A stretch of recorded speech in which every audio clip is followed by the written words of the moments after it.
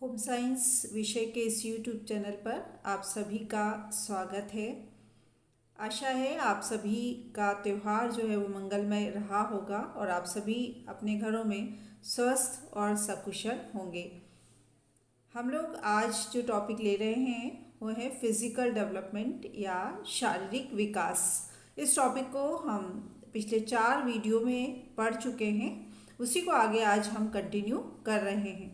अभी तक के जो हमने वीडियो थे हमारे, उसमें हमने इन टॉपिक के बारे में क्या होता है शारीरिक विकास इसको समझा था। साथ ही हमने इसके जो शारीरिक विकास से संबंधित जो मुख्य बातें हैं कि किन किन जो अंग हैं उनका विकास जो है वो किस प्रकार से होता है, या तंत्र जो हैं शरीर के उनका विकास किस प्रकार से होता है, ये हम पिछले वीडियो में अध्ययन कुछ तंत्र का और कुछ शारीरिक अंग जैसे विभिन्न जो है हाथ पैरों का विकास, शारीरिक अनुपात, हड्डियाँ, दांत, इनके बारे में हम पूर्व के लेक्चर में पढ़ चुके हैं।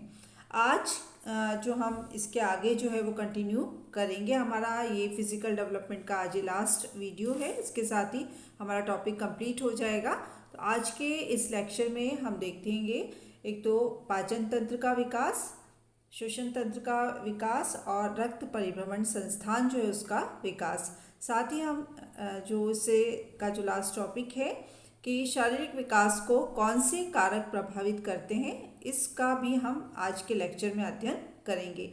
तो सबसे पहले हम बात शुरू करते हैं बहुत संक्षिप्त में पाचन तंत्र का विकास या डाइजेस्टिव जो सिस्टम है उसका डेवलपमेंट जो है वो किस प्रकार से होता है। तो हम सभी जानते हैं कि जब शिशु जन्म लेता है तो उसके बाद सबसे पहले वो माँ के दूध पर ही जो है वो उसका विकास जो है वो निर्भर करता है, क्योंकि उसकी जो पाचन क्षमता होती है वो बहुत कम होती है। और जैसे जैसे उम्र बढ़ती जाती है ऐसा जो माना गया है कि 3 वर्ष की आयु तक पाचन क्षमता का विकास जो है वो बहुत तीव्र गति से होता है। हम देखते हैं कि शुरू में जो है वो उसकी पाचन क्षमता कमज़ोर होने के कारण ही बच्चा बहुत कम मात्रा में जो है वो दूध ले पाता है और बहुत ही कम जो है उसका पाचन शक्ति होती है। तो इसलिए थोड़े थोड़े अंतराल पे जो है उसको कुछ ना कुछ जो है वो देना होता है। जैसे हम 4 माह तक या 6 माह तक का जो बच्चा है तब वो सिर्फ दूध पर ही जो है वो आश्रित रहता है। तो धीरे धीरे जो है वो उसे फिर सेमी जो सॉलिड है चीज़ें वो दी जाती हैं और फिर उसके बाद में वो ठोस आहार पर आता है, क्योंकि धीरे धीरे ही पाचन क्षमता का विकास जो है वो होता है। इसके बाद हम बात करेंगे जो श्वसन तंत्र है उसके विकास के बारे में बात करेंगे। तो इसमें भी देखते हैं कि हम जो शिशु का जो फेफड़े होते हैं वो बहुत छोटे होते हैं और उम्र के साथ ही जो है उनमें धीरे धीरे जो है विकास होता है।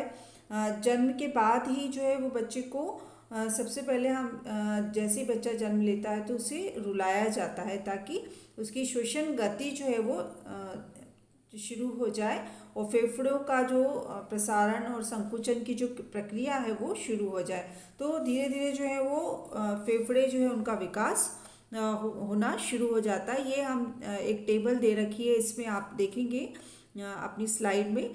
तो इसमें बताया गया है कि सिर और जो छाती का अनुपात है वो किस प्रकार से उम्र के अनुसार जो है वो धीरे धीरे बढ़ता है। जैसे बताया गया कि जन्म के समय जो है छाती की परिधि और सिर की परिधि से जो है वो कम होती है, मतलब सिर जो है वो बड़ा होता है, छाती की जो परिधि है वो कम होती है। और साथ ही जो श्वसन गति होती है बच्चे की जन्म के समय वो 40 से 45 प्रति मिनट होती है। 2 वर्ष की जब अवस्था में बालक आता है तो छाती की परिधि और सिर की परिधि जो है वो बराबर हो जाती है। पहले हमने देखा था कि सिर की परिधि बराबर बड़ी होती है, लेकिन अब यहाँ पर 2 वर्ष की अवस्था में जो है दोनों समान हो जाती हैं। और साथ ही श्वसन की जो गति होती है वो 30 से 35 प्रति मिनट जो है वो बालक की होती है। इसी प्रकार हम बात करें कि 15 वर्ष में ये 3:2 रहती है और श्वसन की गति जो 18 प्रति मिनट होती है। इसी तरह 18 वर्ष में जो ये परिधि है सिर और छाती का जो अनुपात है वो 5:3 रहता है और जो श्वसन की गति है वो 18 प्रति मिनट रहती है। तो इस प्रकार हमने देखा कि धीरे धीरे जो है वो फेफड़े की प्रक्रिया जो है वो शुरू होने के साथ साथ श्वसन की जो गति है वो धीरे धीरे कम होती जाती है। छोटे बच्चे की जो है वो बहुत तेज़ी से जो है वो श्वसन की क्रिया चलती है, लेकिन जैसे जैसे उम्र के साथ जो है वो गति धीरे धीरे कम होती जाती है क्योंकि फेफड़ों का विस्तार हो जाता है। इसके बाद हम बात करेंगे आगे जो रक्त परिसंचरण तंत्र होता है या development of blood circulatory system. रक्त परिसंचरण तंत्र के अंतर्गत जो है वो रक्त वाहिकाएँ जो होती हैं वो आती है, जैसे धमनी और शिरा जो होती हैं वो आती हैं। इसी साथ ही जो है इसमें आप देख रहे हैं स्लाइड में रक्तचाप जो है वो जो ब्लड प्रेशर होता है मानव शरीर का वो है, शारीरिक तापमान जो होता है वो भी इसके अंतर्गत जो है वो आता है। हम बात करते हैं कि नवजात शिशु का जो रक्तचाप होता है वो बहुत कम होता है और उम्र बढ़ने के साथ साथ जो है वो बढ़ने लगता है। 11 वर्ष की उम्र तक बालक बालिकाओं के रक्तचाप में कोई अंतर नहीं होता, किंतु इसके बाद जो है वो वयस्संधि अवस्था में किशोरावस्था तक लड़कियों का जो रक्तचाप कुछ अधिक रहता है। वयस्संधि अवस्था से लेकर और किशोरावस्था तक लड़कियों का रक्तचाप जो है वो अधिक होता है। फिर है शरीर का जो तापक्रम है, बॉडी टेम्परेचर। तो शिशुओं का शरीर तापक्रम जो है वयस्कों की अपेक्षा कर थोड़ा अधिक जो है वो होता है। 98.2 डिग्री फ़ारेनहाइट से लेकर 99 डिग्री फ़ारेनहाइट तक वो रहता है। और नवजात शिशु के शरीर तापक्रम जो है वो ऐसा देखा गया कि प्रातःकाल कम एवं दोपहर तथा शाम के समय जो है वो थोड़ा बढ़ जाता है। 13 वर्ष की अवस्था तक लड़के एवं लड़कियों के शरीर तापक्रम में भी अंतर होता है। इसी तरह से नाड़ी की गति जो बताई गई कि शिशु की नाड़ी गति जो है वो वयस्कों की तुलना में अधिक होती है। शिशु की जो नाड़ी गति होती है वो 120 से 150 प्रति मिनट जो है वो होती है, जबकि वयस्क जो होते हैं उनमें ये गति जो है वो 65 से 70 प्रति मिनट जो है वो होती है। शिशु जब रोता है, हम देखते हैं कि प्रारंभिक अवस्था में जब बच्चा बोल नहीं पाता है तो रोने की प्रक्रिया जो है उसकी ज़्यादा होती है, तो उस समय जो उसकी नाड़ी की गति जो है वो बढ़कर 218 से 220 तक प्रति मिनट हो जाती है। मतलब इतनी जो है उसके क्रंदन से या रोने से जो है वो नाड़ी की गति जो है वो बढ़ जाती है। जब विश्राम की अवस्था में होते हैं या सोते समय जो है नाड़ी की गति कम हो जाती है। ये एक तालिका जो है बताई गई है या एक टेबल जो है बताई गई है, उसमें आप देखेंगे कि किस प्रकार से नाड़ी की गति जो है उसमें लड़के और लड़की जो है उसमें दोनों में अंतर दिखाई देता है।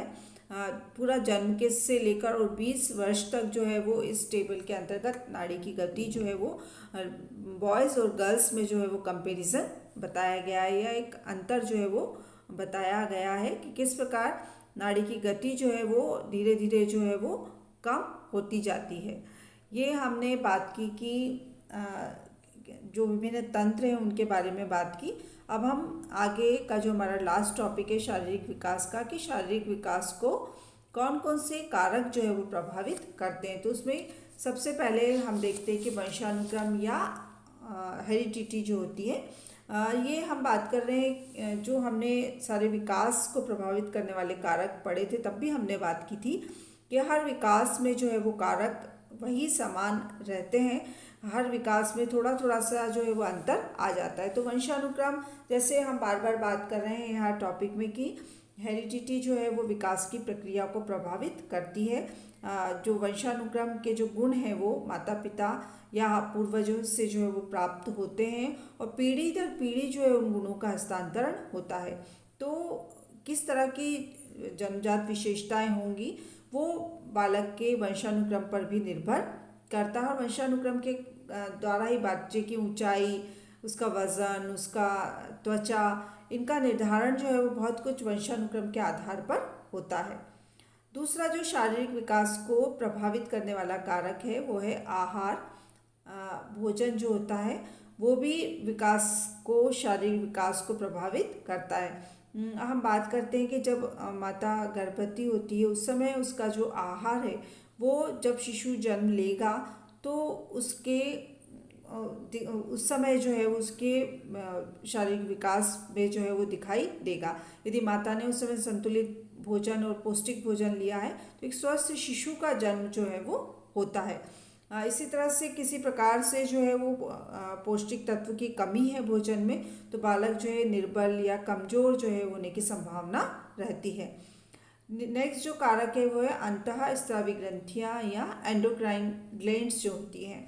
इनके बारे में भी हम पूर्व के लेक्चर्स में पढ़ चुके हैं कि ये जो ग्रंथियाँ हैं वो विभिन्न हमारे शरीर में स्थित हैं और इनसे जो हार्मोन्स निकलते हैं वो विभिन्न प्रक्रियाओं को प्रभावित करते हैं। तो वो किस तरह से क्रियाशील है अंतःस्रावी ग्रंथियाँ, उनका बालक के शारीरिक विकास पर प्रभाव जो है वो पड़ता है। इसके बाद आता है भौतिक वातावरण। जो भौतिक वातावरण के अंतर्गत जो है बाह्य शक्तियाँ और कारक सम्मिलित होते हैं, जैसे जलवायु है, हवा, धूप, वर्षा, खुला स्थान, जल, आस पड़ोस का वातावरण, ये सब जो है वो भौतिक वातावरण के अंतर्गत आते हैं। तो उस समय बच्चे को किस तरीके से किस वातावरण में है बालक, वो उसके शारीरिक विकास की प्रक्रिया को प्रभावित करता है। फिर है संवेगात्मक व्यवधान। इमोशनल जो डिस्टर्बेंसेस हैं वो भी बालक की शारीरिक प्रक्रिया को प्रभावित करते हैं। यदि बच्चा जो है वो बहुत तनावग्रस्त रहता है या किसी भी कारण जो है उसका बहुत चिड़चिड़ा है, क्रोध है करता है या बहुत ज़्यादा वो रोना उसका रहता है, तो बच्चे का जो है वो शारीरिक विकास जो है उससे प्रभावित होता है। फिर हम बात करेंगे लिंग भेद या सेक्स डिफरेंस की। तो शारीरिक विकास जो है वो लिंग भेद के कारण भी प्रभावित होता है। ऐसा देखा गया जन्म के समय जो है लड़के जो हैं वो लड़कियों की अपेक्षा लंबे एवं वजन में जो है वो कुछ अधिक होते हैं। तो हर अवस्था में हम देखेंगे कि लिंग भेद जो है वो शारीरिक विकास को में जो है वो दिखाई देता है। जैसे हम बात करते हैं वयासंधि अवस्था में जो है वो लड़कियां जो हैं जल्दी परिपक्व हो जाती हैं या उनका शारीरिक विकास जो है वो लड़कों की तुलना में जल्दी जो है वो दिखाई देने लगता है। तो ये जो है सेक्स डिफरेंस वो शारीरिक विकास में जो है वो हमें दिखाई देता है। फिर ये पारिवारिक वातावरण। पारिवारिक वातावरण के अंतर्गत है कि किस प्रकार से जो है वो उसकी बच्चों का पालन पोषण जो है वो किस प्रकार से किया जा रहा है, कैसा वातावरण है, वो भी उसकी शारीरिक प्रक्रिया को प्रभावित करता है। फिर बुद्धि या इंटेलिजेंस। बुद्धि जो है वो सभी ऐसा नहीं है कि मानसिक विकास के अंतर्गत आती है, लेकिन वो मानसिक विकास जो है वो या बौद्धिक विकास जो है वो शारीरिक विकास को भी प्रभावित करता है। ऐसा माना गया है कि जो जिनकी बुद्धि तीव्र होती है, इस पर अलग अलग स्टडीज़ भी की गई हैं, तो ऐसे जो बच्चे होते हैं वो उनमें क्रियाशीलता जो है वो ज़्यादा दिखाई देती है और इस क्रियाशीलता के कारण या उनकी मोटर एक्टिविटीज़ के कारण जो है उनका शारीरिक विकास भी जो है वो अच्छा दिखाई देता है। फिर है रोग या डिसीज़ जो हैं। बच्चे जो यदि रोगग्रस्त होते हैं तो उनकी शारीरिक प्रक्रिया जो है या शारीरिक विकास की जो प्रक्रिया है वो अवरुद्ध हो जाती है। किसी भी प्रकार का रोग है या कोई दुर्घटना है तो वो शारीरिक प्रक्रिया को जो है वो अवरुद्ध कर देती है। इसी तरह से है शारीरिक विकृतियाँ जो हैं। यदि जन्म के समय या गर्भावस्था में ही जो है वो बच्चे में किसी प्रकार की शारीरिक विकृति रह जाती है तो ये विकृति या अपंगता जो है उसके शारीरिक क्रियाओं को प्रभावित करती है और साथ ही जो है शारीरिक विकास जो है उससे प्रभावित होता है। फिर हम बात करेंगे सामाजिक और आर्थिक स्तर की। सामाजिक और आर्थिक स्तर जो है वो भी शारीरिक विकास की प्रक्रिया को प्रभावित करता है। आर्थिक स्तर यदि अच्छा होगा तो बच्चे का जो है वो रहन सहन का स्तर जो है वो उसके खान पान जो है उसका आसपास का वातावरण जो है वो सब कुछ उससे प्रभावित होगा, उसके सामाजिक और आर्थिक स्तर से, और इस कारण जो है वो उसके शारीरिक विकास पर उसका प्रभाव जो है वो सीधे तौर पर दिखाई देगा। तो ये हमने कुछ कारक देखे संक्षिप्त में कि वो किस प्रकार से शारीरिक विकास की प्रक्रिया को प्रभावित करते हैं। इसी के साथ जो है वो हमारा ये जो टॉपिक है शारीरिक विकास का वो कंप्लीट होता है। इसमें हमने, क्योंकि पूरे पूर्व के जो लेक्चर्स हैं उसमें हम बहुत डिटेल में इसको टॉपिक को पढ़ते आ रहे हैं, तो इसलिए आज का जो लेक्चर था उसमें हमने सिर्फ 3 संस्थान के बारे में जो है वो बात की। एक तो पाचन संस्थान के बारे में, एक श्वसन संस्थान जो है, रेस्पिरेटरी जो सिस्टम है उसके बारे में, और एक रक्त परिभ्रमण जो संस्थान है उसके बारे में। और साथ ही हमने जो है विकास, शारीरिक विकास को कौन से कारक प्रभावित करते हैं इनके बारे में भी जो है वो आज के लेक्चर में चर्चा की। ये इसी के साथ ये टॉपिक जो है वो कंप्लीट होता है। अपने नेक्स्ट जो लेक्चर होगा उसमें अब हम नया टॉपिक जो है वो प्रारंभ करेंगे। धन्यवाद।